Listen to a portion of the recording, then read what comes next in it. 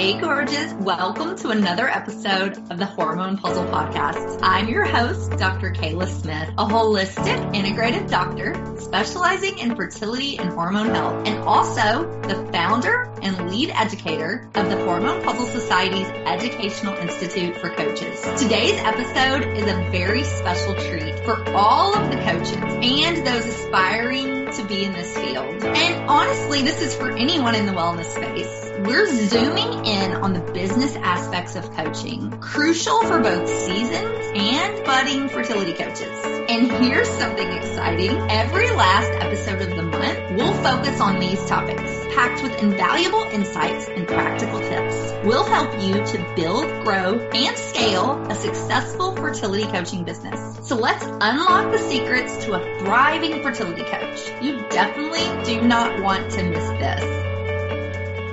Welcome back, everyone, to another episode of the Hormone Puzzle Podcast. I'm your host, Dr. Kela Smith, and today we're going to dive into an essential aspect of running a successful fertility coaching practice. And that topic is effective follow-up strategies for fertility coaches. Whether you're just starting your practice or you've been coaching for a while, following up with clients can sometimes feel a bit tricky. But the truth is, it's an integral part of building trust, nurturing relationships, and ultimately helping your clients succeed on their fertility journey. So let's get into today's topic. So let's talk about why follow-ups are crucial.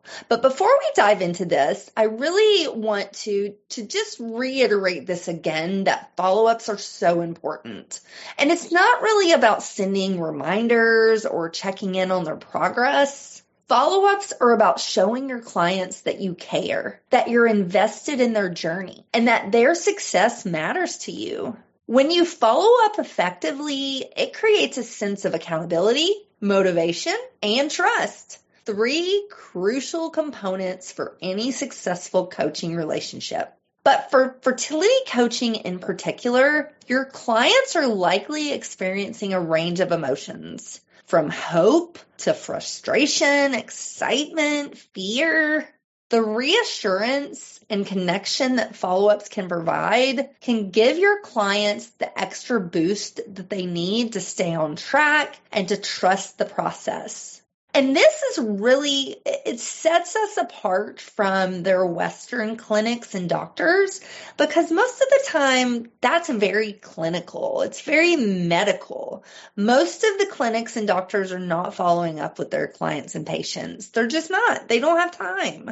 But that's where us as coaches and practitioners in the holistic space can come in.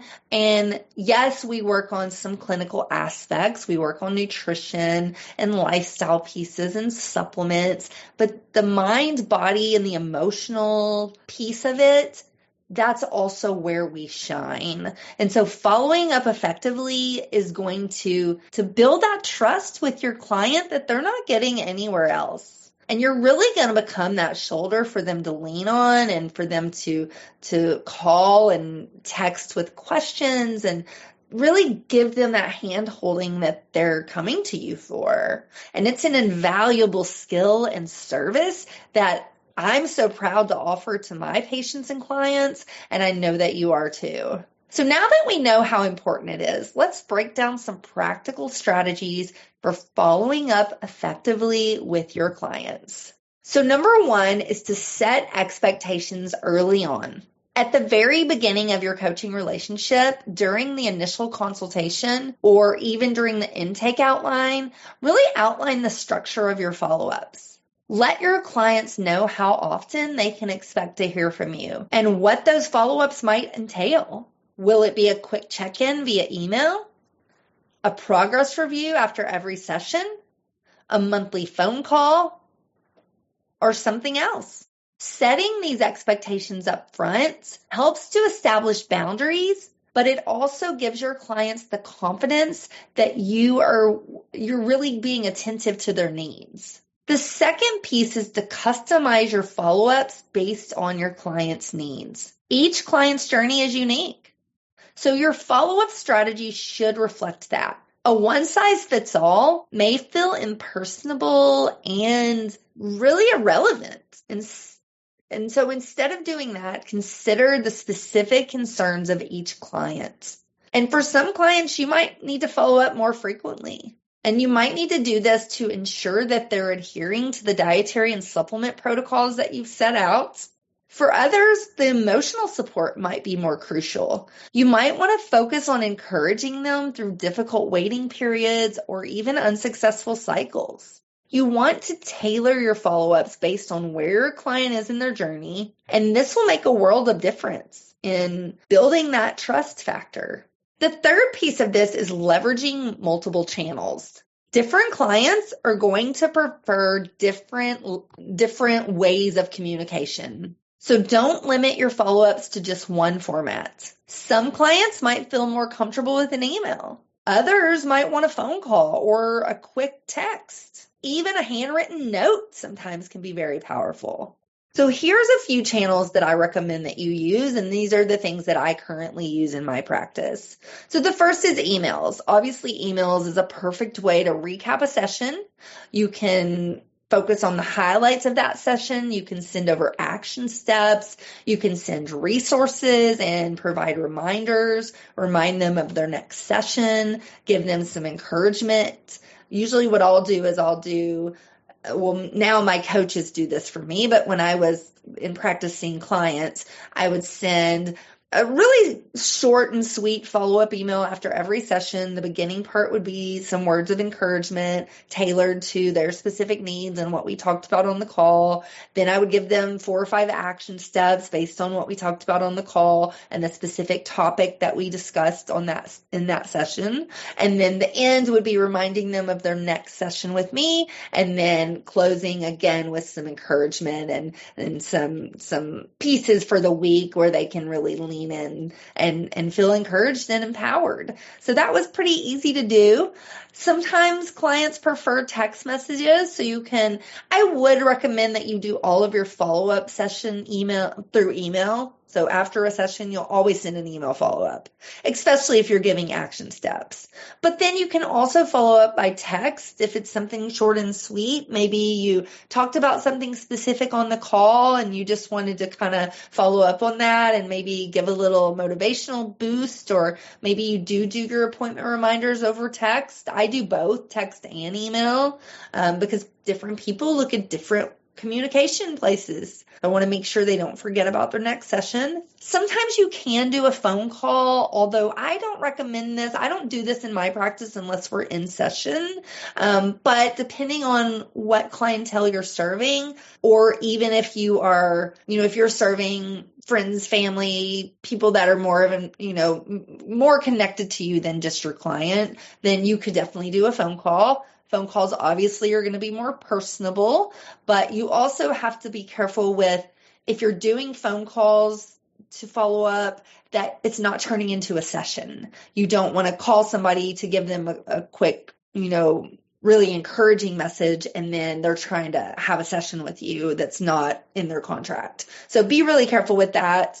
Also, video messages or voice notes, sometimes these can be helpful. This gives a human element and can really be a great surprise of encouragement. So I'll do this. Sometimes I'll do a voice note just to really encourage my clients, but you need to think about what your clients need and then pick the communication channel that's going to be most appropriate. And diversifying your approach will help you connect with your clients and really will give you ways that work for them best. And then the next tip is to automate where appropriate. We as fertility coaches and practitioners wear a lot of hats. And sometimes it can feel challenging to keep up with all of this, especially depending on how many clients you have. Maybe you're not brand new and you're servicing, hundreds of people a day, a week, a month. So you really need to think about, what are my boundaries? What can I automate? And automate where you can. Automation can be a lifesaver. I have an automated campaign for leads, for new clients, for past clients. So they always feel like they're getting something from me, a message, a note, something encouraging. I also have an automated weekly newsletter that I send out for education and support. So really think about, where can you automate? So again, some examples: automated email sequences that send out educational content, reminders about upcoming appointments, motivational messages. All of my follow-up appointment reminders are automated through text and email. So that makes it really easy for myself and my team to not have to do that manually. Client management system. You can also use this to remind yourself when you need to reach out to a client for a more personal check-in. The key here is to find automation that works for you, not to replace genuine connections with automation, but to really use both to manage your business more effectively, efficiently, and to manage your time. The fifth thing is to track your progress and celebrate wins. One of the most powerful ways to follow up is by tracking your client's progress and celebrating their wins, no matter how small they may seem, whether they've made a dietary change, they've improved their hormone levels, they've stayed consistent with their self-care. Really acknowledging and obviously when they're pregnant, that's like the biggest win they can get. So acknowledging these wins reinforces this positive behavior, and it motivates them to keep going, even when things get hard. So keeping a detailed note or keeping notes on each client's journey and during the follow-up will reflect their progress that they've made. So an example of this would be you could send a message that said, I remember 3 weeks ago, we talked about adding more leafy greens to your diet. So how do you feel since you've made that change? And really celebrate the win with excitement and even offer small rewards or incentives for reaching milestones. I'll do this. Sometimes I'll send out a little sample of my tea or a little gift or a card or a note or something just to tell them congratulations and great job on staying consistent. Number 6 is stay consistent, but avoid overwhelm. So with a follow-up protocol, if you will, consistency is key when it comes to follow-ups, but also be careful not to overwhelm your clients. Too much communication, a client might feel like they're being checked in too frequently, and this can add pressure on them. But on the other hand, when you're doing this and it's sporadic, they might feel like they're not supported the way that they want to be. The goal is to aim and find balance on the needs and preferences of each client. For some, weekly follow-ups are going to be great. And I know in my programs, they know that they're working with us for 12 weeks. And so they know that they're going to get 12 weekly calls and they'll have follow-ups after each call. And then, I'll usually follow up every 3 weeks or so with a personal message. They also get one time a month with me live. So they know that they'll have all this communication and support. But really make sure that you reiterate in your contracts and when you talk to you're kind of onboarding your clients that they know how often they're going to talk to you, how often, if you have a team, they're going to be talking with your team, your coaches, if you have coaches under you, and then really how often they can expect to be supported. The next thing is offering additional resources. Follow-ups don't always have to be progress related. Like I was saying earlier, I do a weekly newsletter, and that's for leads and clients alike, for education, to let them know what's going on in my business. I talk about my podcast. I'll highlight my blog posts, or if we're having any kind of event, a summit, whatever we're doing, I want my community to know about this. And you can use this as an opportunity in your own business to provide your clients with additional value. Maybe you're sharing articles, like I said, podcasts, book recommendations, everything that's aligned with their current challenges. And so an example of this would be if you have a client struggling with the stress of IVF, maybe you share some resources on mindfulness or stress management specifically tailored to fertility and to that client. This extra layer of support reinforces that you are there for them, and you're there for them just even beyond your scheduled sessions. And it really can go a long way. Hey y'all, it's Dr. Kela here. I hope you are loving this episode as much as I am. We will be back shortly, but first, let's hear a word from our amazing sponsor. Trust me, it's something you'll definitely want to hear, especially if you're passionate about fertility and hormone health. This episode of the Hormone Puzzle Podcast is sponsored by the Hormone Puzzle Society Educational Institute for Coaches, your gateway to a rewarding career in the fertility coaching space. At the Hormone Puzzle Society Educational Institute for Coaches, we're all about empowering wellness practitioners and those aspiring to become fertility coaches. Our certification programs are accredited and certified, providing you with all the tools you need to start, build, grow, and scale a profitable and purposeful coaching practice. Curious to learn more? Visit our website at www.hormonepuzzlesociety.com/course-catalog and get a copy of our course catalog. Embark on a fulfilling journey into the art and science of fertility coaching with the Hormone Puzzle Society's Educational Institute for Coaches. Now let's jump back into our episode. And so let's switch gears and let's now talk about knowing when it's time to step back. Sometimes the most effective follow-up strategy is knowing when to step back. Not all clients are going to progress at the same pace. And some may even need space to process or to implement the changes that you're recommending. Respect their journey. And if you notice they're starting to feel overwhelmed, scale back your follow-ups accordingly. And that said, always keep the door open. Let your clients know that they can reach out to you whenever they need support. A simple message like, I'm here whenever you need me, that really goes a long way in making the client feel supported without feeling pressured. Now, the other side of this, some clients are resistant to changes. And so I make it very clear from the beginning in my contract that they are signing up for a 12-week program. They need to do weekly calls and they will have action steps. And so it's very clear in the beginning what is expected of the client. And I have had, although I will say this doesn't happen often, but it does happen where a client will come in and they'll be gung-ho to start and then they'll get overwhelmed and then they'll want to stop doing their sessions and they'll want to back out of their contract. And I make it really clear in writing in my contract that they're signing a contract. Coaching is hard.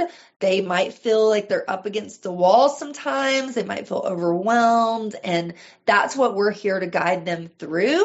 So unless it's extenuating circumstances, I try to support the client. I try to meet them where they are, but I also try to not let them back out because most people, when you lovingly guide them and you don't let them quit, you lovingly guide them to their goals, they're happy when they get to the other side of it and they've gotten through the hard part and they're now pregnant. They're so happy that you kind of lovingly nudged them along. So obviously this is case by case, and I'm not saying to push everybody who doesn't want to be, some people just don't want to be pushed and that's okay too. But really knowing your client, listening to them, talking through challenges, and see if they really do need to back off because they're overwhelmed or if they just need a loving kind of push forward and to get to that other side, to the goal that they want, and that's to get pregnant.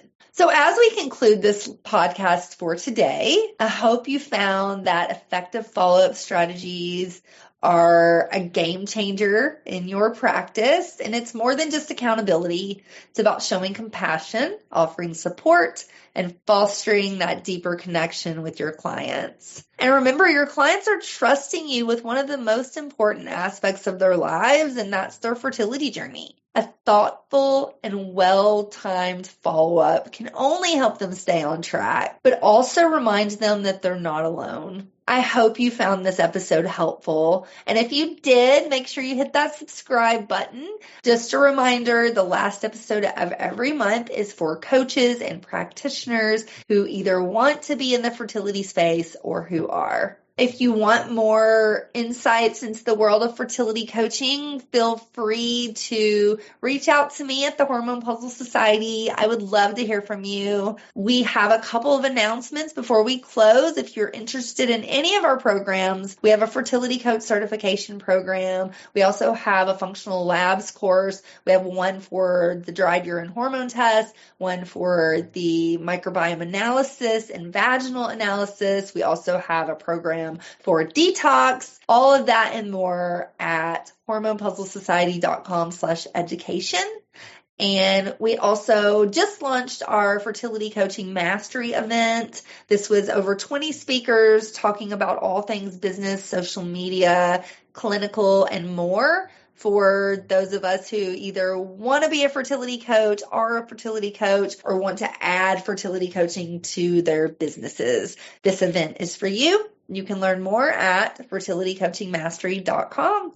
Thank you so much for tuning in today. Until next time, keep inspiring and supporting your clients on their fertility journeys. So bye for now, and I can't wait to see you in the next episode. Thank you again. Well, that's a wrap on today's episode about fertility coaching. I hope you found this episode valuable. Don't forget, we focus on this crucial topic in the last episode of every month. Tune in for more guidance on creating a thriving fertility coaching practice. And here is something really exciting. Head on over to the hormonepuzzlesociety.com/education to grab a free copy of the Fertility Coach Roadmap, 3 steps to launch a fertility coaching business. This is the blueprint that helps me scale my own practice to 6 figures in under a year. On the same page, you'll find detailed information about the Hormone Puzzle Society's Educational Institute for Coaches. Thanks for being here with us today. If you liked what you heard, please subscribe and leave us a review. Your support means the world to us, and it helps us bring in more great content to you. Until next time, keep thriving in your journey as a fertility coach. Take care, and I'll see you in the next episode.